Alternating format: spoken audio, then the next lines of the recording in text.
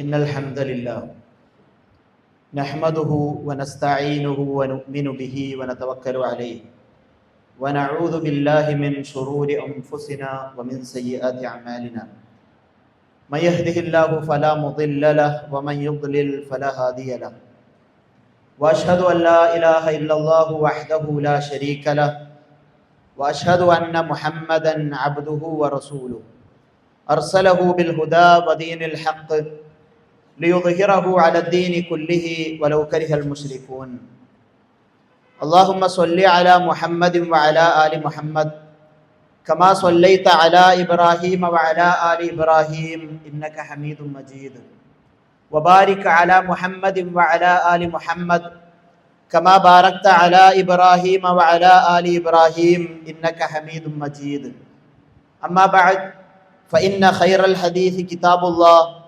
وخير الهدي هدي محمد صلى الله عليه وسلم وشر الأمور محدثاتها وكل محدثة بدعة وكل بدعة ضلالة وكل ضلالة في النار يا أيها الذين آمنوا اتقوا الله حق تقاته ولا تموتن إلا وأنتم مسلمون يا أيها الذين آمنوا اتقوا الله وقولوا قولا سديدا يصلح لكم أعمالكم ويغفر لكم ذنوبكم ومن يطع الله ورسوله فقد فاز فوزا عظيما أعوذ بالله السميع العليم من الشيطان الرجيم فاعلم أنه لا إله إلا الله واستغفر لذنبك وللمؤمنين والمؤمنات والله يعلم متقلبكم ومثواكم. ഏറെ ആദരണീയരായ വിശ്വാസിനികൾ, ജീവിതത്തിൻ്റെ രഹസ്യ പരസ്യ മേഖലകളിലെല്ലാം അള്ളാഹുവിനെ ഭയപ്പെട്ട് തഖ്വയോട് കൂടി ജീവിക്കണമെന്ന് ഉണർത്തുന്നു, വസിയ്യത്ത് ചെയ്യുന്നു.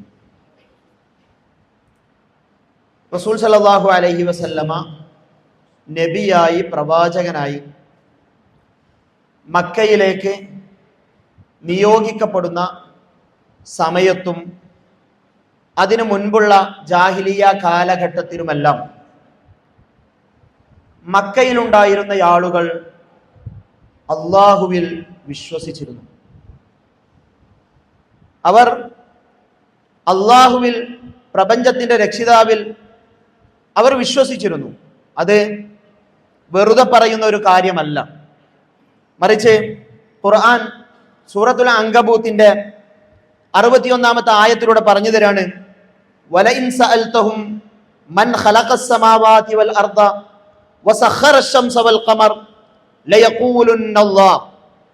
അവരോട് ചോദിക്കപ്പെട്ടാൽ, അവരോട് റസൂലേ താങ്കൾ അവരോട് ചോദിച്ചാൽ, ആരാണ് ആകാശങ്ങളെ സൃഷ്ടിച്ചത്, ആരാണ് ഭൂമിയെ പടച്ചത്, ആരാണ് സൂര്യനെയും ചന്ദ്രനെയുമെല്ലാം നിങ്ങൾക്ക് അനുകൂലമായ രീതിയിൽ കീഴ്പ്പെടുത്തി തന്നത് എന്നെല്ലാം അവരോട് ചോദിച്ചാൽ, ഈ ഭൂമി ആരാണ്, ഈ ആകാശം ആരാണ്, ഈ നക്ഷത്രങ്ങൾ ആരാണ്, ഈ ചന്ദ്രനും സൂര്യനുമെല്ലാം അതിനെയെല്ലാം ആരാണ് സൃഷ്ടിച്ചത് എന്ന് ചോദിച്ചാൽ, മക്കാ മുശ്രിക്കീങ്ങളായ ജാഹിലിയ കാലഘട്ടത്തിലെ ആളുകൾ പറയുന്നതായി ഖുർആൻ പറയാണ്, ലയഖൂലുന്നല്ലാഹ്, അത് അല്ലാഹു തന്നെയാണ് എന്ന് അവർ പറയുമായിരുന്നു എന്ന് ഖുർആൻ.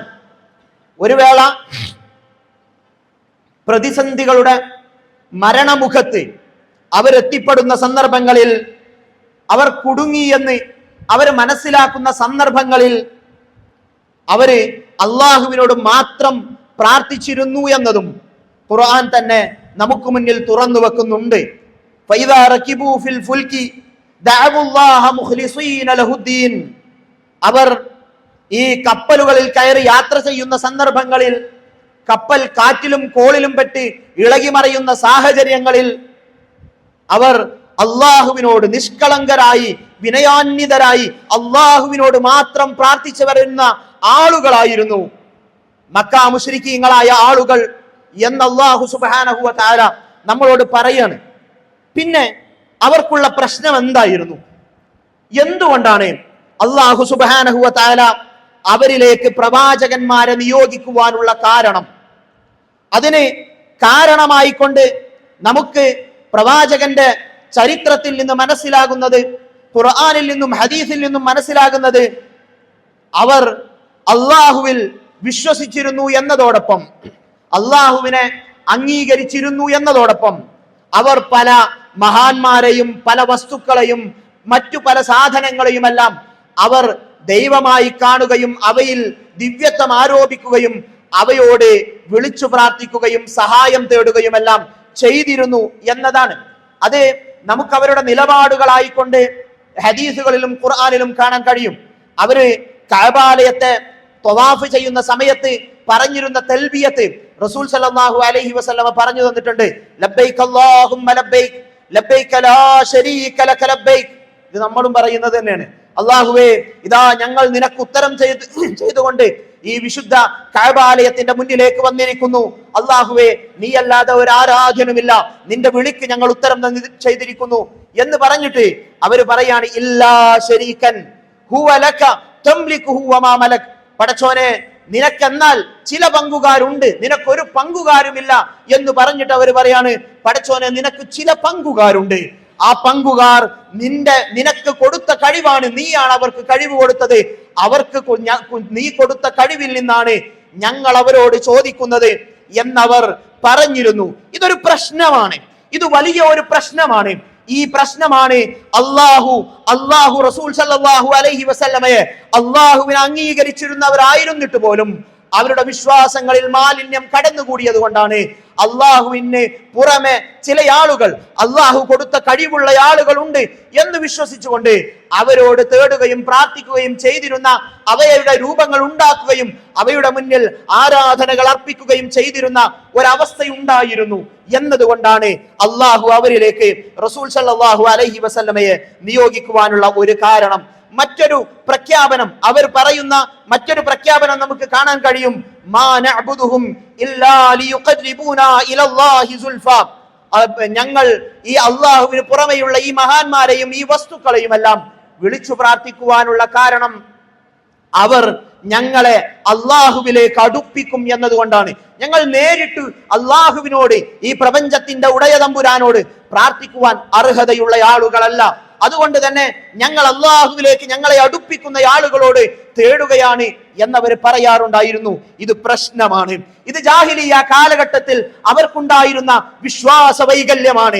ഈ വിശ്വാസ വൈകല്യത്തെ തിരുത്തുവാൻ വേണ്ടിയാണ് റസൂൽ സല്ലല്ലാഹു അലൈഹി വസല്ലമ പ്രവാചകനായി നിയോഗിതനായത്. മറ്റൊരു പ്രശ്നം എന്ന് പറയുന്നത്, അവർ പറഞ്ഞിരുന്നത്,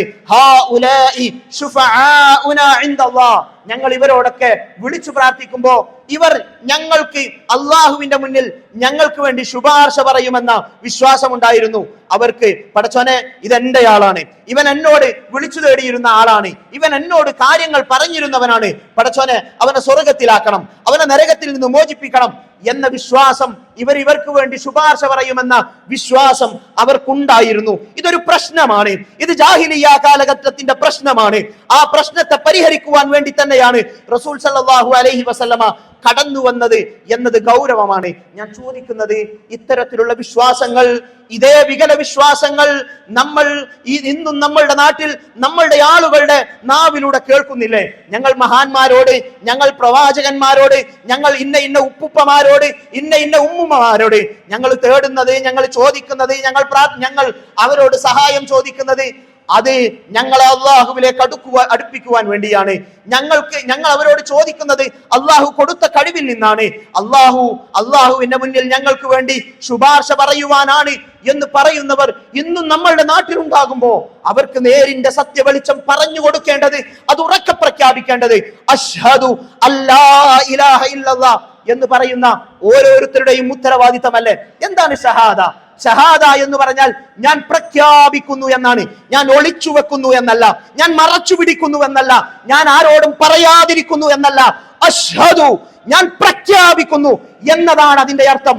ആരെയും കൂസാതെ, ആരെയും ഭയപ്പെടാതെ, എന്തിനേയും തൃണവൽക്കരിച്ചുകൊണ്ട്, അതുകൊണ്ട് എനിക്കുണ്ടാകുന്ന നഷ്ടങ്ങളെ മുഴുവൻ സഹിച്ചുകൊണ്ട് ഞാൻ പ്രഖ്യാപിക്കുമെന്ന പ്രഖ്യാപനമാണ് ഷഹാദ. അശ്ഹദു, ഞാൻ പ്രഖ്യാപിക്കുന്നു. ആളുകൾ എന്ത് വിചാരിക്കും, എന്നെ കേൾക്കുന്നവർ എന്ത് വിചാരിക്കും എന്നത് വിചാരിച്ചുകൊണ്ട് മറച്ചു പിടിക്കൽ ഷഹാദയല്ല. അഷ്ഹദു, ഞാൻ പ്രഖ്യാപിക്കുന്നുവെന്നാണ്, ഞാൻ തുറന്നു പ്രഖ്യാപിക്കുന്നുവെന്നാണ്, ഞാൻ ഉറക്കെ പ്രഖ്യാപിക്കുന്നുവെന്നാണ്. ചിലർക്കിത് പറയാൻ മടിയാണ്, ചിലർക്കിത് പറയുന്നതും കേൾക്കുന്നതും മടിയാണ്. അല്ല, അത് ഷഹാദത്തിൽ എന്തോ പ്രശ്നമുണ്ട് എന്നത് തന്നെയാണ്. അഷ്ഹദു അല്ലാ ഇലാഹ ഇല്ലല്ലാഹ്, അല്ലാഹു അല്ലാതെ ആരാധനക്കർഹനായ ഒരുത്തനുമില്ല എന്ന് ഞാൻ പ്രഖ്യാപിക്കുന്നു എന്ന് പറയുവാനുള്ള ആർജവം തന്നെയാണ് നമുക്കുണ്ടാകേണ്ടത്. അതാണ് ഷഹാദ എന്നത് നാം മനസ്സിലാക്കേണ്ടതുണ്ട്. ഞാൻ ഉറക്കെ ഒന്നിനെയും ഭയക്കാതെ പേടിക്കാതെ പ്രഖ്യാപിക്കുന്നു എന്നതാണ് ഷഹാദ എന്നത് നാം മനസ്സിലാക്കേണ്ടതുണ്ട്.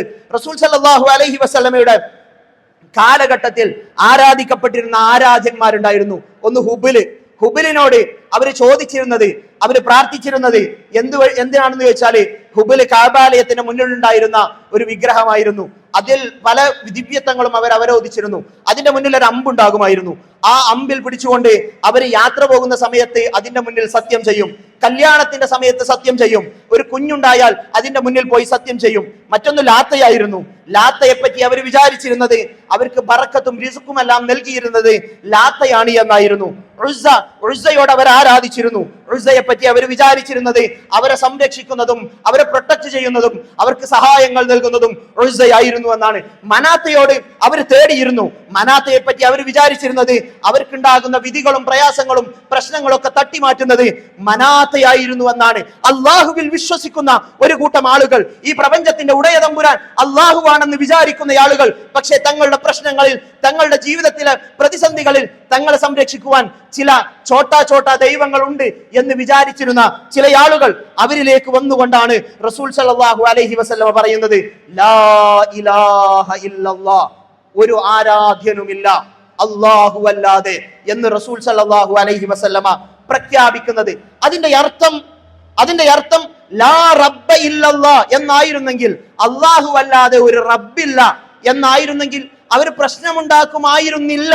കാരണം ആകാശത്തെ സൃഷ്ടിച്ചവൻ, ഭൂമിയെ സൃഷ്ടിച്ചവൻ, ഈ പ്രപഞ്ചത്തെ നിയന്ത്രിക്കുന്നവൻ, ഇവിടെയുള്ള നമ്മളുടെ സംവിധാനങ്ങൾ മുഴുവൻ നൽകിയവൻ, അത് റബ്ബാണ് എന്ന് അവർ ഒരു നിലക്ക് വിശ്വസിച്ചിരുന്നു എന്നത് ഖുർആൻ തന്നെയാണ് നമ്മളോട് പറയുന്നത്. ലാ റബ്ബ ഇല്ലല്ലാഹ്, അല്ലാഹു അല്ലാതെ റബ്ബില്ല, ഈ പ്രപഞ്ചത്തിനെ നിയന്ത്രിക്കുകയും നയിക്കുകയും ഇതിനെ സൃഷ്ടിച്ചവനുമായ റുബൂബിയത്തിന്റെ വിഷയമാണ് പറയുന്നതെങ്കിൽ അവർ പ്രശ്നമുണ്ടാക്കുമായിരുന്നില്ല. ലാ ഇലാഹ ഇല്ലല്ലാഹ് എന്നതിന്റെ അർത്ഥം ലാ മഅബൂദ ബിഹഖ്ഖിൻ ഇല്ലല്ലാഹ് എന്നായതാണ് പ്രശ്നം. അതിന്റെ അർത്ഥം ആരാധനകൾ അർപ്പിക്കപ്പെടാൻ അല്ലാഹു അല്ലാതെ മറ്റാരുമില്ല. ലാ ഇലാഹ, ഒരാരാധ്യനുമില്ല, ഇല്ലല്ലാഹു, അല്ലാഹു അല്ലാതെ എന്ന് പറഞ്ഞതാണ് പ്രശ്നം. അത് പറഞ്ഞപ്പോ പ്രശ്നമായി. കാരണം ലാത്തയും ഉസ്സയും ഹുബലും മനാത്തയും ഇബ്രാഹിം അലൈഹിസ്സലാമും മറ്റൊന്നും അവിടെ പിന്നീട് അവർക്ക് വിളിച്ചു തേടുവാനോ അവരുടെ പ്രതിസന്ധികളിൽ അവർക്ക് ഇടപെടിപ്പിക്കുവാനോ പറ്റില്ല എന്നതാണ് റസൂൽ സല്ലല്ലാഹു അലൈഹി വസല്ലമ പ്രഖ്യാപിച്ചത്. അതുകൊണ്ടാണ് അവർ ചോദിച്ചത്, അജഅലൽ ആലിഹത ഇലാഹം വാഹിദ ഇന്ന ഹാദാ ലശൈഉൻ ഉജാബ്, എന്താണ് മുഹമ്മദ്, എല്ലാ ദൈവങ്ങളെയും കൂട്ടി നീ ഒരൊറ്റ ദൈവമാക്കി മാറ്റിയോ, ഇതെന്തൊരു അത്ഭുതകരമായ കാര്യമാണ് എന്നവർ പറയുവാനുള്ള കാരണം, ലാ ഇലാഹ ഇല്ലല്ലാഹ് എന്നതിന്റെ അർത്ഥം അള്ളാഹുവിന് പുറമെ ആരാധിക്കപ്പെടുന്ന, തേടപ്പെടുന്ന, വിളിച്ചു പ്രാർത്ഥിക്കപ്പെടുന്ന എല്ലാത്തിനെയും നിരാകരിക്കുന്നു എന്നതാണ്. അതുകൊണ്ട് തന്നെയാണ് അതവർക്ക് പ്രശ്നമായി മാറുവാനുള്ള കാരണം. എന്താണ് ആരാധന? നമ്മൾ പറഞ്ഞല്ലോ, ഇലാഹ് ആരാധ്യൻ, ഇബാദത്ത് ആരാധന. ആരാധനകൾ മുഴുവൻ നൽകപ്പെടാൻ അർഹനായിട്ടുള്ളവൻ അള്ളാഹുവാണ്. നമസ്കാരം ആരാധനയാണ്, നോമ്പ് ആരാധനയാണ്, ഹജ്ജ് ആരാധനയാണ്, സക്കാത്ത് ആരാധനയാണ്, നേർച്ച ആരാധനയാണ്, ബലി ആരാധനയാണ്, പ്രാർത്ഥന ആരാധനയാണ്. ഇതൊക്കെ ആരാധനയാണ് എന്ന് അള്ളാഹു സുബ്ഹാനഹു വ തആലയും റസൂൽ സല്ലല്ലാഹു അലൈഹി വസല്ലമയും പഠിപ്പിച്ചു തന്നിട്ട് റസൂൽ സല്ലല്ലാഹു അലൈഹി വസല്ലമ പറയാണ്, അദ്ദുആഉ ഹുവൽ ഇബാദ, പ്രാർത്ഥന അതാണ് ആരാധന. അദ്ദുആഉൽ മുഖുൽ ഇബാദ, പ്രാർത്ഥന ആരാധനയുടെ മജ്ജയാണ്. രണ്ടും നമുക്ക് റസൂൽ സല്ലല്ലാഹു അലൈഹി വസല്ലമ പറഞ്ഞു തരാണ്. അതിന്റെ ഗൗരവം നമ്മൾ മനസ്സിലാക്കേണ്ടതുണ്ട്. നമസ്കാരം, ഹജ്ജ്, നോമ്പ്, സക്കാത്ത് എല്ലാം ആരാധനയാണ്. പക്ഷെ പ്രാർത്ഥനയാണ് ആരാധന എന്ന് റസൂൽ സല്ലല്ലാഹു അലൈഹി വസല്ലമ പറയാനുള്ള കാരണം എന്താ? ഒരാള് നമസ്കരിക്കുമ്പോ, പടച്ചോനെ എന്റെ നമസ്കാരം നീ സ്വീകരിക്കണേ എന്ന ഹൃദയാന്തരങ്ങളിൽ നിന്നുള്ള പ്രാർത്ഥനയുണ്ടാകുമ്പോഴാണ് അത് ആരാധനയാകുന്നത്. അപ്പോഴാണ് അത് പടച്ചോൻ സ്വീകരിക്കുന്നതാണത്. ഒരാൾ ആളെ കാണാൻ വേണ്ടിയിട്ട് അയാൾ ഇങ്ങനെ നിസ്കാരത്തിന്റെ രൂപത്തിൽ റുക്കൂഉം സുജൂദൊക്കെ ചെയ്താൽ അത് ആരാധനയല്ല. കാരണം അത് അള്ളാഹുവിനോടുള്ള പ്രാർത്ഥന അതിലില്ല. ഒരാൾക്ക് പണം സ്വതക്കയായോ സക്കാത്തായോ നൽകുന്ന സമയത്ത് അയാളുടെ മനസ്സിൽ പടച്ചോൻ ഇത് സ്വീകരിക്കണമെന്ന് എന്നുള്ള പ്രാർത്ഥന ഉണ്ടാകുമ്പോഴാണ് അത് ആരാധനയായി മാറുന്നത്. അല്ലെങ്കിൽ അത് ആരാധനയല്ല, അത് സ്വീകരിക്കപ്പെടുകയില്ല. അത് ശിർക്കുൽ അസ്ഗറാണ്, റിയാ ആണ് എന്ന് റസൂൽ സല്ലല്ലാഹു അലൈഹി വസല്ലം പറഞ്ഞതാണ്. അദ്ദുആഉ ഹുവൽ ഇബാദ, ദുആ അതുതന്നെയാണ് ആരാധന എന്ന് അല്ലാഹു സുബ്ഹാനഹു വ തആല റസൂൽ സല്ലല്ലാഹു അലൈഹി വസല്ലമയുടെ വളരെ കൃത്യമായും നമ്മളോട് പറഞ്ഞതാണ്. ഇവിടെയാണ് ദുആ എന്താണ്, പ്രാർത്ഥന എന്താണ്, പ്രാർത്ഥനയല്ലാത്തത് എന്താണ് എന്നത് നാം മനസ്സിലാക്കേണ്ടത്. വളരെ ലളിതമായ ഒരു ഉദാഹരണം. ഒരാള് കുളത്തിൽ വീണിട്ട് അയാള് ആ കുളത്തിൽ വീണ് ഭയങ്കര പ്രയാസപ്പെട്ടുകൊണ്ടിരിക്കുകയാണ്. അയാൾക്ക് നീന്താൻ അറിയില്ല, അയാൾ മുങ്ങിത്താന്നുകൊണ്ടിരിക്കുകയാണ്. അപ്പോഴാണ് ആ കുളക്കരയിൽ ഒരാൾ നിൽക്കുന്നത് കണ്ടത്. അയാളുടെ പേര് മുഹിയുദ്ദീൻ എന്നാണ്. ഇയാൾ വിളിച്ച് പറയാണ് അയാളോട്, മുഹിയുദ്ദീനെ എന്നെ സഹായിക്കണേ, എന്നെ രക്ഷിക്കണേ എന്ന് അയാളോട് പറഞ്ഞാൽ അയാൾ വിചാരിക്കുന്നത് മുഹിയുദ്ദീൻ ഞാൻ വിളിക്കുന്നത് കേൾക്കുമെന്നും അയാളോട് ഞാൻ കേൾക്കുന്ന പരിധിയിലുണ്ടെന്നും അയാൾ വന്നുകൊണ്ട് എന്നെ കയറിട്ടോ ചാടി വെള്ളത്തിലിറങ്ങിയോ എന്നെ രക്ഷിക്കും എന്നാണ് അയാൾ വിചാരിക്കുന്നത്.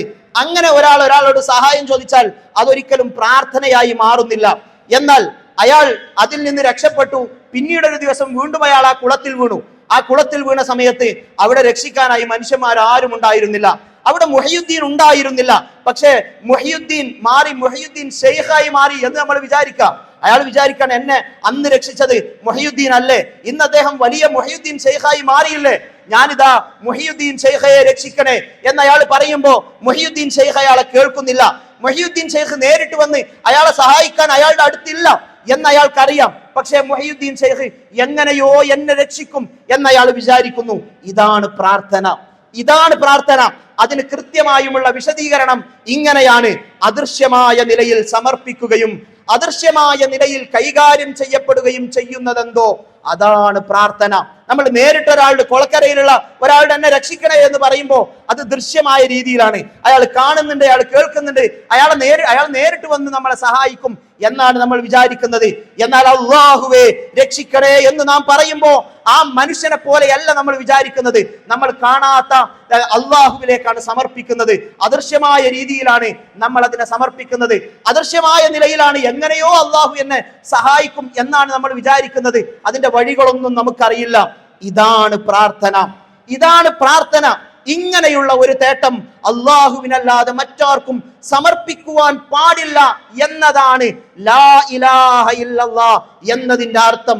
അത് നമ്മൾ ബദരീങ്ങൾക്ക് കൊടുത്താൽ, അത് നമ്മൾ മമ്പുറന്തങ്ങൾക്ക് കൊടുത്താൽ, അത് നാം മുഹിയുദ്ദീൻ ശൈഖിന് കൊടുത്താൽ, അതാർക്ക് കൊടുത്താലും അത് ശിർക്കാണ്, ലാ ഇലാഹ ഇല്ലല്ലാഹ്ക്ക് വിരുദ്ധമാണ് എന്നതാണ് നമ്മൾ എല്ലാവരും അറിഞ്ഞിരിക്കേണ്ടുന്ന അടിസ്ഥാനപരമായ പാഠം. അവിടെയാണ് സ്വർഗത്തിന്റെ താക്കോൽ ലാ ഇലാഹ ഇല്ലല്ലാഹ് എന്നത് അർത്ഥവത്തായി മാറുക എന്ന് മനസ്സിലാക്കുക. അല്ലാഹു സുബ്ഹാനഹു വ തആല തൗഹീദിനെ ശരിയായി അറിയുവാനും പകർന്നു നൽകുവാനുമുള്ള തൗഫീഖ് നമുക്ക് ഏവർക്കും പ്രദാനം നൽകി അനുഗ്രഹിക്കുമാറാകട്ടെ.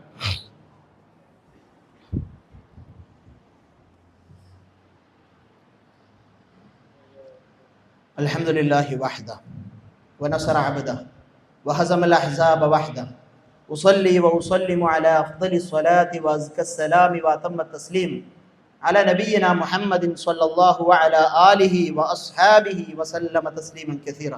ഒരിക്കൽ കൂടി അല്ലാഹുവിനെ ഭയപ്പെട്ട് തഖ്വയോടുകൂടി ജീവിക്കണമെന്ന് ഉണർത്തുന്നു, വസിയ്യത്ത് ചെയ്യുന്നു. ദുആ എന്ന പദത്തിന് ഏറ്റവും അനുയോജ്യമായ മലയാള പദമാണ് പ്രാർത്ഥന എന്നുള്ളത്. കാരണം നമ്മൾ ഡോക്ടറോട് രോഗം മാറാൻ വേണ്ടിയിട്ട് പ്രാർത്ഥിച്ചു എന്ന് പറയൂല, അപേക്ഷിച്ചു, ആവശ്യപ്പെട്ടു, റിക്വസ്റ്റ് ചെയ്തു എന്നേ പറയുള്ളൂ. എഞ്ചിനീയറോടോ ആർക്കിടെക്റ്റിനോടോ വീടുണ്ടാക്കാൻ വേണ്ടി ഞാൻ പ്രാർത്ഥിക്കുന്നു എന്ന് പറയാറില്ല. നമ്മൾ സഹായം ചോദിക്കുന്നു എന്നോ ആവശ്യപ്പെടുന്നു എന്നോ അപേക്ഷിക്കുന്നു എന്നുള്ള നിലയ്ക്കേ പറയാറുള്ളൂ. തെങ്ങ് കയറ്റക്കാരനോടും എനിക്ക് തേങ്ങയൊന്നും ഇട്ട് തരണേ എന്ന് പറയാൻ വേണ്ടിയിട്ട് നമ്മൾ പ്രാർത്ഥിച്ചു എന്ന് പറയാറില്ല. അപ്പോ പ്രാർത്ഥിക്കുക എന്നുള്ള പദം അത് ദുആഇന് മലയാളത്തിലെ ഏറ്റവും ശരിയായ ഒരു രൂപം തന്നെയാണ്. പ്രാർത്ഥന എന്നതുകൊണ്ട് നമ്മൾ അതിൻ്റെ അർത്ഥം, ദുആ എന്നതിൻ്റെ അർത്ഥം വളരെ ക്ലിയറായും നമ്മൾ മനസ്സിലാക്കിയാൽ ലാ ഇലാഹ ഇല്ലല്ലാഹ് നമുക്ക് മനസ്സിലാവും. നമ്മള് വയനാട് ചുരം ഇങ്ങനെ ഇറങ്ങി വരുന്ന സമയത്ത് ബസ്സിലാണ് യാത്ര. അപ്പോ ആ സമയത്ത് ബസ്സിന്റെ ബ്രേക്ക് അങ്ങോട്ട് പോവാണ്. ബ്രേക്ക് പോയിട്ട് ഡ്രൈവർക്ക് ഒന്നും ചെയ്യാൻ കഴിയാതില്ല. അയാളുടെ കയ്യിൽ നിന്ന് എല്ലാ നിയന്ത്രണവും വിട്ടിരിക്കുന്നു. ആ സമയത്ത് അതിന്റെ പരിസര പ്രദേശത്തുള്ള ആളുകളോട് നമ്മൾ രക്ഷിക്കണേ രക്ഷിക്കണേ എന്ന് ഒരുപക്ഷെ നിലവിളിച്ചേക്കാം. അവര് നമ്മളെ എങ്ങനെയോ അഭൗതികമായ രീതിയിൽ നമുക്കറിയാത്ത രീതിയിൽ സഹായിക്കും എന്ന് നമ്മൾ വിചാരിക്കുന്നില്ല. എങ്ങനെയെങ്കിലും അവർക്ക് കഴിയുന്ന രീതിയിൽ എങ്ങനെയെങ്കിലും രക്ഷിക്കാൻ ശ്രമിക്കും എന്ന് വിചാരിച്ചുകൊണ്ടാണ് നമ്മൾ അവിടെ അവരോടൊക്കെ വിളിച്ച് നമുക്ക് സഹായത്തിന് വേണ്ടി അപേക്ഷിക്കുന്നത്. എന്നാൽ നമ്മൾ അവിടെ നിന്ന് അല്ലാഹുവേ രക്ഷിക്കണേ എന്ന് പറയുമ്പോൾ ഈ അപ്പുറത്തും ഇപ്പുറത്തുമുള്ള ആളുകൾ, ആ വഴിയോരങ്ങളിലുള്ള ആളുകൾ നമ്മളെ സഹായിക്കുന്നത് എങ്ങനെയാണോ അതുപോലെ സഹായിക്കും എന്നല്ല നമ്മൾ വിചാരിക്കുന്നത്. അതുപോലെ തന്നെ ബദരീങ്ങളെ എന്ന് മനുഷ്യന്മാർ വീഴാൻ പോകുന്ന സമയത്ത് പോലും വല്യമ്മമാര് വിളിക്കുന്ന സമയത്ത് അവർ വിചാരിക്കുന്നത് ഇങ്ങനെ അപ്പുറത്തും ഇപ്പുറത്തുള്ള ആളുകൾ പിടിക്കുന്നത് പോലെ നമ്മളെ രക്ഷിക്കുമെന്നല്ല. മമ്പുറം തങ്ങളെ എന്നെ രക്ഷിക്കണേ എന്ന ബസ്സിൽ നിന്ന് വിളിക്കുമ്പോ, മുഹീദ്ദീൻ ശൈഖിനെ വിളിക്കുമ്പോ, മടവൂർ ശൈഖിനെ വിളിക്കുമ്പോ ഇവിടെയൊക്കെ സംഭവിക്കുന്നത് അത് ലാ ഇലാഹ ഇല്ലല്ലാഹയെ മുറിച്ചു കളഞ്ഞു എന്നത് തന്നെയാണ്. കാരണം അവരുടെ തേട്ടം സമർപ്പിച്ചത് അദൃശ്യമായ രീതിയിലാണ്. അവർ അദൃശ്യമായ രീതിയിൽ തന്നെയാണ് ഗുണം പ്രതീക്ഷിക്കുകയും ചെയ്തത്. ഇവിടെയാണ് വളരെ കൃത്യമായും നമ്മൾ മനസ്സിലാക്കേണ്ടത്, അല്ലാഹു അല്ലാത്ത ഒരു ശൈഖിനോടോ ഒരു പ്രവാചകനോടോ ഒരു ജിന്നിനോടോ ഒരു മലക്കിനോടോ ആരോടും നമ്മൾ നമ്മളുടെ പ്രതിസന്ധി സമയങ്ങളിൽ നമ്മളുടെ ആവശ്യങ്ങൾ പൂർത്തീകരിക്കുവാൻ വേണ്ടി അദൃശ്യമായ നിലയിൽ സമർപ്പിക്കുന്നുണ്ട് എങ്കിൽ അത് ലാ ഇലാഹ ഇല്ലല്ലാഹ്ക്ക് വിരുദ്ധമാണ്. ഇന്നഹു മൻ യുശ്രിക് ബില്ലാഹ് ഫഖദ് ഹറമല്ലാഹു അലൈഹിൽ ജന്ന വമഅവാഹുൻ നാർ വമാ ലിസ്സാലിമീന മിൻ അൻസാർ. എന്താണ് പ്രശ്നം? ഉമ്മ ഈ വിശ്വാസം സ്വീകരിച്ചിട്ടില്ലെങ്കിൽ എന്താണ് പ്രശ്നം? ഉപ്പ ഈ വിശ്വാസം മനസ്സിലാക്കിയിട്ടില്ലെങ്കിൽ എന്താണ് പ്രശ്നം? വല്യുമ്മയും വല്യുപ്പയും ഇത് മനസ്സിലാക്കിയിട്ടില്ലെങ്കിൽ എന്താണ് പ്രശ്നം? പ്രശ്നമുണ്ട്. പ്രശ്നം എന്താണെന്നത് ഖുർആൻ പറഞ്ഞു തരുന്നുണ്ട്. ഇന്നഹു മൻ യുശ്രിക് ബില്ലാഹ്, ആര് തീർച്ചയായും ആര് അല്ലാഹുവിൽ പങ്കു ചേർക്കുന്നുവോ ഫഖദ് ഹറമല്ലാഹു അലൈഹിൽ ജന്ന, സ്വർഗം പിന്നെ അവന് ഹറാമായി. സ്വർഗം അവന് ഹറാമായി, പിന്നെ അവന് സ്വർഗത്തിൽ ഉണ്ടാവില്ല. ഒരുപാട് കുറ്റങ്ങളും വൈകൃതങ്ങളും തോന്നിവാസവും ഒക്കെ ചെയ്തവനാണെങ്കിലും ലാ ഇലാഹ ഇല്ലല്ലാഹ് അറിയുമെങ്കിൽ ഒരുപക്ഷെ അവന് സ്വർഗത്തിൽ ഇതിനൊക്കെയുള്ള ശിക്ഷ ലഭിച്ചതിന് ശേഷവും പ്രവേശിക്കുവാനുള്ള അവസരം ഉണ്ടായേക്കാം എന്ന് റസൂൽ സല്ലല്ലാഹു അലൈഹി വസല്ലമ പറയാണ്. പക്ഷേ ഇന്നഹു മൻ യുശ്രിക് ബില്ലാഹ് ഫഖദ് ഹറമല്ലാഹു അലൈഹിൽ ജന്ന, ഈ ശിർക്കാരെങ്കിലും ചെയ്തു കഴിഞ്ഞാൽ അവന് അല്ലാഹു സ്വർഗം ഹറാമാക്കിയിരിക്കുന്നു. വമഅവാഹുൻ നാർ, നരകം അവന്റെ സങ്കേതമായി താമസ സ്ഥലമായിരിക്കുന്നു. വമാ ലിസ്സാലിമീന മിൻ അൻസാർ, അക്രമികൾക്ക് ഒരു സഹായിയുമില്ല എന്ന് അല്ലാഹു സുബ്ഹാനഹു വ തആല പ്രഖ്യാപിക്കുകയാണ്. ഈ വിശ്വാസമാണ് നമ്മളിൽ ഉണ്ടാകേണ്ടത്. അതാണ് റസൂൽ സല്ലല്ലാഹു അലൈഹി വസല്ലമ പറഞ്ഞു തന്നത്, മൻ കാന ആഖിറു കലാമിഹി ഫിദ്ദുനിയാ ലാ ഇലാഹ ഇല്ലല്ലാഹ് ദഖലൽ ജന്ന. ഒരാൾ മരിക്കുമ്പോ അയാളുടെ അവസാനത്തെ ശ്വാസത്തിലെ അവസാനത്തെ വാക്കും ലാ ഇലാഹ ഇല്ലല്ലാഹ് ആയി മാറിയാൽ അയാൾ സ്വർഗത്തിൽ പ്രവേശിച്ചുവെന്ന്. മനസ്സിൽ ഒരുപാട് ദൈവങ്ങളെ വെച്ച് ഒരുപാട് ഇലാഹുകളെ വെച്ച് ലാ ഇലാഹ ഇല്ലല്ലാഹ് നാവ് കൊണ്ട് 4000 വട്ടം പറഞ്ഞാലും അത് ലാ ഇലാഹ ഇല്ലല്ലാഹയെ അംഗീകരിക്കലാവുകയില്ല എന്ന് തിരിച്ചറിയുക, നാം ഉൾക്കൊള്ളുക. നമ്മളുടെ പ്രിയപ്പെട്ടവരെ തിരുത്തുവാൻ നമ്മൾ സന്നദ്ധരാവുക. അതാണ് അഷ്ഹദു അല്ലാ ഇലാഹ ഇല്ലല്ലാഹ്, അള്ളാഹുവിന് പുറമെ ആരാധനക്കർഹനായി മറ്റാരുമില്ലെന്ന് ഞാൻ പ്രഖ്യാപിക്കുന്നു. ഞാൻ എൻ്റെ ഉമ്മയുടെ മുന്നിൽ പ്രഖ്യാപിക്കുന്നു, ഞാൻ എൻ്റെ ഉപ്പയുടെ മുന്നിൽ പ്രഖ്യാപിക്കുന്നു, ഞാൻ എൻ്റെ വല്യുപ്പയുടെയും വല്യമ്മയുടെയും മുന്നിൽ പ്രഖ്യാപിക്കുന്നു, എൻ്റെ കൂട്ടുകാർക്ക് മുന്നിൽ പ്രഖ്യാപിക്കുന്നു, ഞാൻ എല്ലാവരുടെയും മുന്നിൽ പ്രഖ്യാപിക്കുന്നു. അതാണ് ഷഹാദ എന്ന് നാം തിരിച്ചറിയുക. അള്ളാഹുവിന് വേണ്ടി നിലകൊള്ളുക, മരണം വരെ ലാ ഇലാഹ ഇല്ലല്ലാഹ്ക്ക് വേണ്ടി നിലകൊള്ളുക. അവസാനം ലാ ഇലാഹ ഇല്ലല്ലാഹ് ഉച്ചരിച്ച് മരിക്കുന്നവരുടെ കൂട്ടത്തിൽ ഉൾപ്പെടുവാൻ വേണ്ടി പ്രയത്നിക്കുക. അല്ലാഹു സുബ്ഹാനഹു വ തആല തൗഫീഖ് നൽകി അനുഗ്രഹിക്കുമാറാകട്ടെ. നമ്മിൽ നിന്നും വന്നുപോയ തെറ്റുകുറ്റങ്ങൾ അല്ലാഹു സുബ്ഹാനഹു വ തആല വിട്ടുപുറത്ത് മാപ്പാക്കി തരുമാറാകട്ടെ. രോഗം കൊണ്ട് പ്രയാസപ്പെടുന്ന ആളുകൾക്ക് അല്ലാഹു അവരുടെ രോഗങ്ങളിൽ ശമനം പ്രദാനം ചെയ്യുമാറാകട്ടെ. അല്ലാഹുമ്മ ഗ്ഫിർ ലിൽ മുഅ്മിനീന വൽ മുഅ്മിനാത്ത് വൽ മുസ്ലിമീന വൽ മുസ്ലിമാത്ത് വൽ അഹ്യാഇ മിൻഹും വൽ അംവാത്ത് ഇന്നക മുജീബുദ് ദഅവാതി വഖാദിയൽ ഹാജാത്ത്. اللهم ربنا اصرف عنا عذاب جهنم إن عذابها كان غراما إنها ساءت مستقرا ومقاما. اللهم أعز الإسلام والمسلمين وأذل الشرك والمشركين. اللهم أعز الإسلام والمسلمين وأذل الشرك والمشركين. اللهم دمر أعداءنا وأعداءك وأعداء الدين. اللهم دمر أعداءنا وأعداءك وأعداء الدين. اللهم ربنا هب لنا من أزواجنا وذرياتنا قرة أعين واجعلنا للمتقين إماما. اللهم ربنا ظلمنا أنفسنا وإن لم تغفر لنا وترحمنا لنكونن من الخاسرين. اللهم احفظ بلادنا، اللهم احفظ بلادنا، اللهم احفظ بلادنا وأئمتنا وأمتنا وعلماءنا وأمراءنا وأولادنا وشبابنا من كل الفتن ما ظهر منها وما بطن ومن كيد الشيطان. اللهم إنا نعوذ بك من الشقاق والنفاق وسوء الأخلاق. اللهم ربنا تقبل منا إنك أنت السميع العليم وتب علينا إنك أنت التواب الرحيم. اللهم ربنا آتنا في الدنيا حسنة وفي الآخرة حسنة وقنا عذاب النار والحمد لله رب العالمين.